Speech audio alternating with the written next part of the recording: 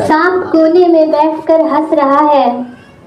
सांप कोने में बैठकर हंस रहा है, क्योंकि आज आदमी ही आदमी को डस रहा है। साथ संगत जी, ऐसे समय में सदगुरु माता जी हमें संदेश दे रही हैं कि कुछ भी हो, सिर्फ प्यार ही प्यार हो।